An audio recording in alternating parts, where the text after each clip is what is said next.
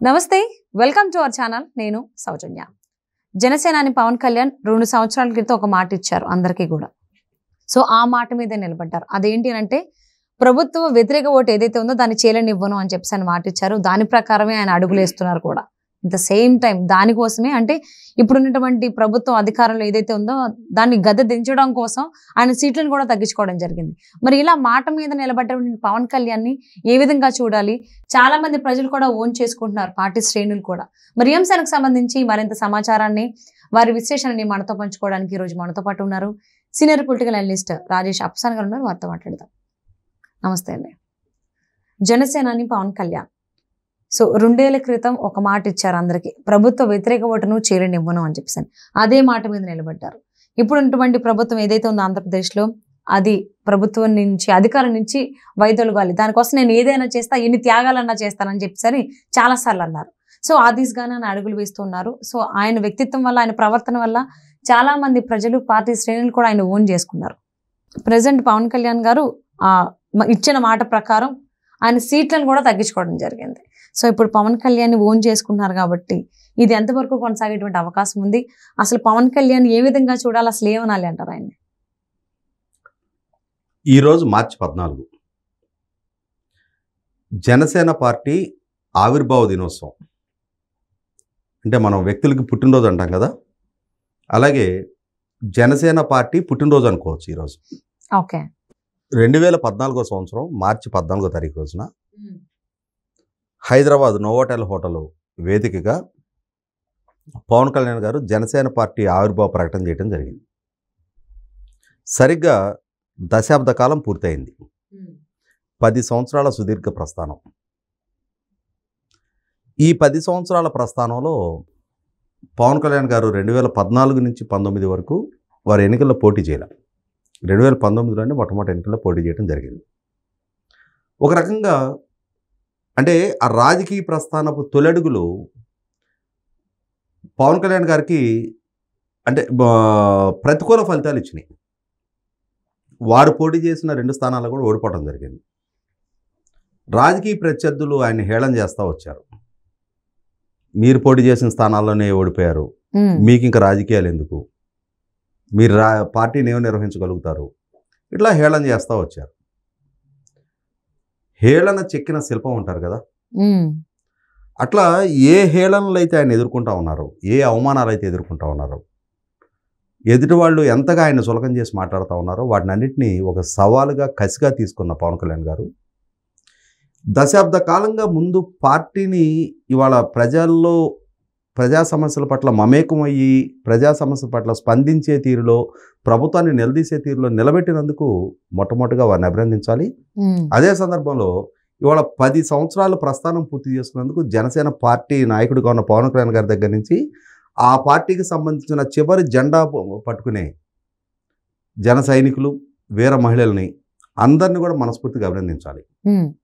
అలాగే మీరు ప్రస్తావించినట్టు 2022 మార్చి 14 మంగళగిరి దగ్గర ఇప్పటం గ్రామంలో జనసేన పార్టీ 8వ ఆవిర్భావ దినోత్సవ సభ జరిగింది. ఆ సభా వేదిక మీద నుంచి పవన్ కళ్యాణ్ గారు ఒక స్పష్టమైన ప్రకటన చేయడం జరిగింది. రాబోయే 2024 ఎన్నికల్లో ప్రభుత్వ వ్యతిరేక ఓటు చీలనివ్వను. అంటే ఏంటి దాని అర్థం? ప్రభుత్వానికి వ్యతిరేకంగా పోటీ చేసే పార్టీల మధ్య ఆ ఓట్ల చీలిక అధికార పార్టీకి అడ్వాంటేజ్ కానివ్వను. అంటే దాని ఎసెన్స్, ప్రభుత్వానికి వ్యతిరేకంగా పోటీ చేసే పార్టీలు కూటమిగా పోటీ చేయబోతాయి, మేము ఒక సమన్వయంతో మేము కూటమిగా పోటీ చేస్తామని చెప్పని అప్పటికి చర్చలు జరగల, పార్టీల మధ్య నిర్ణయము జరగల.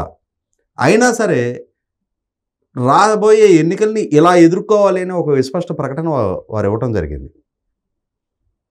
ఆ సందర్భంలో అధికార పార్టీ నుంచి ముప్పేట దాడి మొదలైంది ఆయన మీద.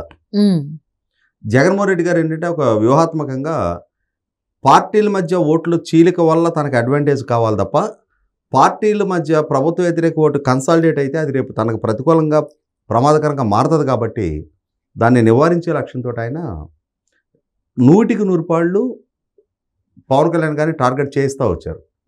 ఎట్లా టార్గెట్ చేయిస్తున్నారు?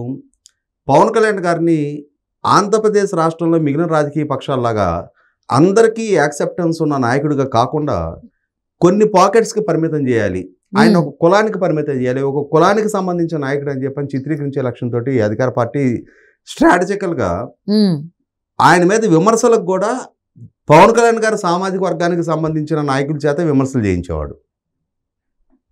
అంటే ఏంటంటే ఆయన కులానికి పరిమితం చేసేయాలి.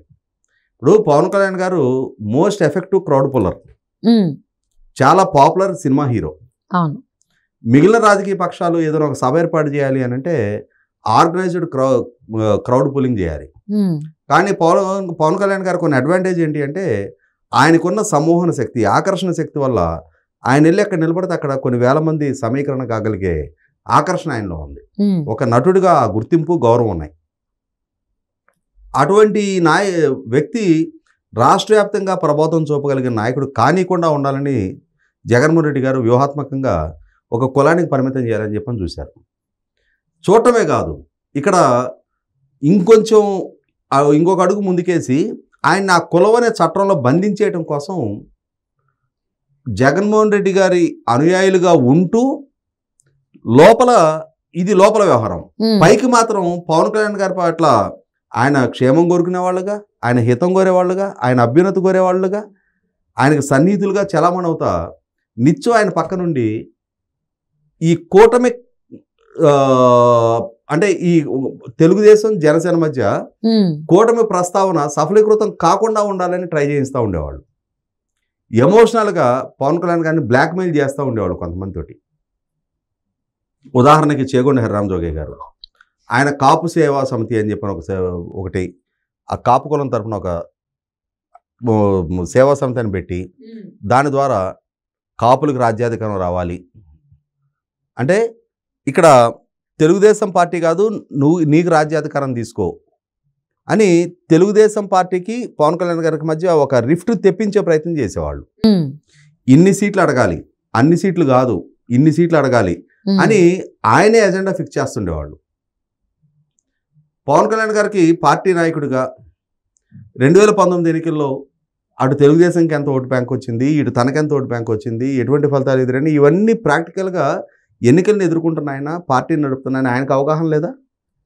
వీళ్ళు డిక్టేట్ చేసి ఆయన ఫాలో అవ్వాలా? ఆయన నాయకుడా, వీళ్ళు నాయకులా? అంటే వీళ్ళ వ్యవహార శైలి ఎట్లుండేదంటే ముద్రగడ పద్మనాభం, హరిరామ్ జోగి గారు లాంటి వాళ్ళు పవన్ కళ్యాణ్ గారికి పైన వీళ్ళేదో హైకమాండ్ అన్నట్టు ఉండేది. వాళ్ళు శాసిస్తారు, ఆయన పాటించాలన్నట్టు ఉండేది. ఇటువంటి పరిస్థితుల్లో ఈ ఎమోషనల్ బ్లాక్మెయిల్స్ వీటిని అన్నిటినీ తట్టుకుంటా తన శ్రేణులకి ఆ ట్రాప్లో పడకుండా వాళ్ళకి సమన్వయం చేసుకుంటా ప్రభుత్వ వ్యతిరేక ఓటు ఎందుకు చీలకుండా ఉండాల్సిన అవసరం ఉంది అనేది వాళ్ళకి వివరించి చెప్తా చివరికి కూటమి దిశగా అడుగులు పడినాయి. తెలుగుదేశం జనసేన చివరికి ఇప్పుడు భారతీయ జనతా పార్టీతో కూడా కూటమి కలిసింది. ఇప్పుడు అసలు సిసలు నాయకత్వ లక్షణాలు ప్రదర్శించారు పవన్ కళ్యాణ్ గారు. ఎలా? ఆయన లక్ష్యం జగన్మోహన్ రెడ్డి గారిని దింపాలి. రాష్ట్రం ఎదుర్కొంటున్న కష్టాలు, కడగండ్లు, యువత భవిష్యత్తు దృష్ట్యా, రాష్ట్ర భవిష్యత్తు దృష్ట్యా అప్పులతో కొనరిల్లిపోతుంది. అన్ని పారామీటర్స్లో పక్క రాష్ట్రాల కంటే అధమంగా ఉన్నాం. దక్షిణాదిలోకి వెళ్ళా అత్యంత తక్కువ పర్ క్యాపిటల్ ఇన్కము. ఇవాళ క్రైమ్ రేట్ పరంగా చూస్తే చాలా అధ్వాన్న స్థితిలో కనిపిస్తుంది. ఇటువంటి నేపథ్యంలో జగన్మోహన్ రెడ్డి గారి నుంచి ఈ రాష్ట్రానికి విముక్తి దక్కితే తప్పితే రాష్ట్రం గాడిన పడదు. దీనికోసం అవసరమైతే నా సంఖ్యాబలమైన తగ్గించుకుంటా. జగన్మోహన్ రెడ్డి గారిని కట్టడి చేయడం అనేది ఏకైక లక్ష్యం. నా రాజకీయపు అవకాశాలు భవిష్యత్తులో నేను చూసుకుంటా. ప్రస్తుతం ఈ లక్ష్య ఛేదన దిశగా అడుగులేయాలి అని చెప్పని ఇవాళ 24 స్థానాలైనా అని చెప్పని ఆయన్ని ఎమోషనల్గా బ్లాక్మెయిల్ చేసే ప్రయత్నం చేశారు.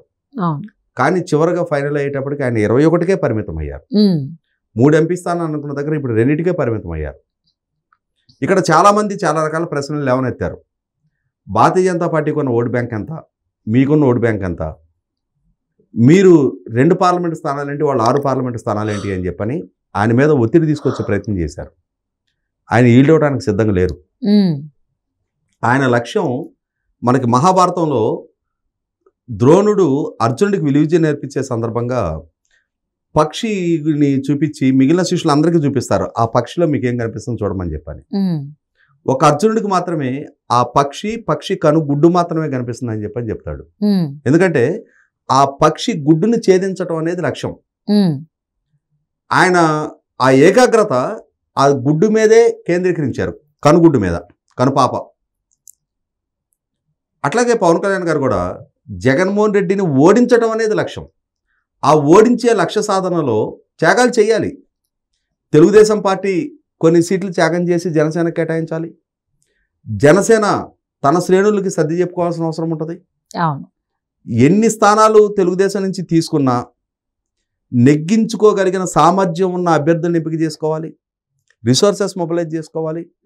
ఇటువంటి పరిస్థితుల్లో తనకున్న బలము బలహీనతల పట్ల అవగాహన ఉంది కాబట్టి, ప్రస్తుత రాష్ట్ర స్థితిగతుల పట్ల ఒక స్పష్టత ఆయనకు ఉంది కాబట్టి, మిగిలిన పార్టీల బలాబలాల పట్ల కూడా ఒక స్పష్టత ఉంది కాబట్టి, ప్రాపర్గా ఓటు ట్రాన్స్ఫర్ జరగటం ముఖ్యం.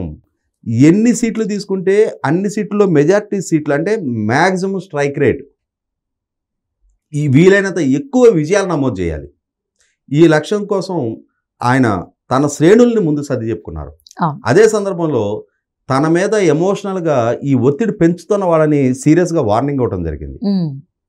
ఆయన చాలా సందర్భాల్లో 2023లో తెలంగాణలో జరిగిన అసెంబ్లీ ఎన్నికల సందర్భంగా కూకట్పల్లిలో జనసేన అభ్యర్థి పోటీ చేశారు. ఆ పోటీ చేసిన సందర్భంగా ఒక కుల నాయకుడు తెలుగుదేశం శ్రేణుల్ని ఇష్టారీతిన బ్లాక్మెయిల్ చేస్తా వీడియోలు మాట్లాడాడు. నేను దానికి కౌంటర్ ఇస్తూ ఒక వీడియో మాట్లాడటం జరిగింది. పవన్ కళ్యాణ్ గారు ఇవాళ రాష్ట్ర స్థాయి నాయకుడిగా ఎమర్జ్ అవుతున్నప్పుడు మీరు కులానికి ఎందుకు పరిమితం చేసే ప్రయత్నం చేస్తున్నారు? ఆయన కష్టపడుతున్నారు, ఆయన డబ్బులు ఖర్చు పెట్టుకుంటున్నారు, ఆయన ప్రభుత్వం నుంచి దాడి ఎదుర్కొంటున్నారు. ఇవాళ మీరెందుకు ఈ రకమైన కుల విద్వేషాలు పెంచే ప్రయత్నం చేస్తున్నారు అని చెప్పని నేను మాట్లాడా. నా ఉద్దేశం అయితే ఏంటంటే, నేను ఏ పదజాలం అయితే వాడానో అది వారికి రీచ్ అయిందేమోనని నేను అనుకుంటున్నా. ఆ మరుసటి రోజు మంగళగిరి పార్టీ ఆఫీస్లో రాష్ట్ర స్థాయి మీటింగ్ జరిగింది. ఆ మీటింగ్లో ఈ అంశాలన్నీ ప్రస్తావించారు పవన్ కళ్యాణ్ గారు. కూటమిని వ్యతిరేకించే వాళ్ళు వైసీపీ పార్టీ కోర్టులు కానీ నేను పరిగణిస్తా. తెలుగుదేశం జనసేన కలిపే పోటీ చేస్తాయి. కూటమిని అంగీకరించే వాళ్ళే పార్టీలో ఉండండి, లేనాళ్ళు పార్టీ నుంచి దూరం జరిగినా నాకు ఇష్టమే. ఎంత ధైర్యం కావాలా మాట చెప్పడానికి? సో ఇవాళ అంటే నిజాయితీ, ఆయన నిఖార్సైన వ్యక్తిత్వం స్పష్టంగా ప్రస్ఫుటమవుతూ ఉంది. ఇటువంటి సందర్భంలో ఆయన నాయకత్వంలో జనసేన పార్టీ అద్భుత విజయాలు అందుకోవాలని చెప్పని, భవిష్యత్తు తరం నాయకుడిగా పవన్ కళ్యాణ్ గారు రాష్ట్ర స్థాయి జాతీయ స్థాయికి ఎమర్జ్ అవ్వాలని చెప్పని, దశాబ్ద కాలం పూర్తయిన జనసేన పార్టీకి, ఆ పార్టీ అధినేతగా ఉన్న పవన్ కళ్యాణ్ గారికి, ఆ శ్రేణుల మొత్తానికి కూడా మనపూర్వక అభినందనలు తెలియజేస్తా ఉన్నా.